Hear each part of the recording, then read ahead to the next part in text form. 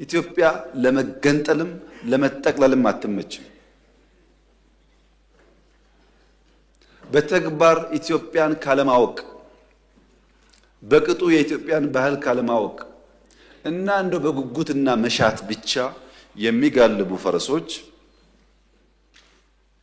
የነሱን ፍላጎት ለማሳካት ቀላል መንገድ ይመስላቸው ከጠላት ጋር ማበር ነው። ብዙዎቹን ካያችሁ ግን ሲባል ሰምቶ ነው። መገንጠል የሚለውም ሲባል ሰምቶ ነው። ማን እንደሚገነጥልም አያውቅም። መጠቅለል የሚያስበውም ሲባል ሰምቶ ነው። እንኳን ለመጠቅለል አክብሮ ለመኖርም በጣም ከባድ ጊዜ እንደሆነ አይገባውም። ሲባል ሰምቶ ነው። ይሄ ችግር ባለበት የተሟላ ሰላም ማምጣት የራሱ ውጣ ውረድ አለው።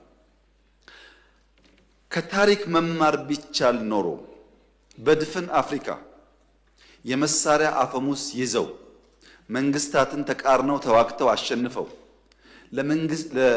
ላሸነፉት ሀገር ልማትና ዲሞክራሲ ያመጣ አንድ ሀገር የለም። አንድ ታጥቆ ይመጣል፣ ታጥቆ ይመለሳል።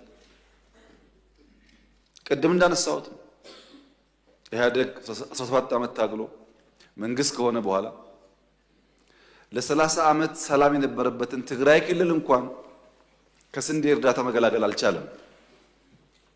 በመሳሪያ የመጡ ሰዎች ብዙ ጊዜ ከመሳሪያ ያለፈ ነገር ማሰብ አይችሉም።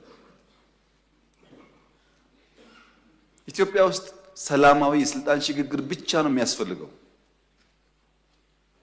በሰላም ደግሞ መሄድ ትዕግስትና ጊዜ ይፈልጋል። ትዕግስትና ጊዜ ከሌለ አስቸጋሪ ነው።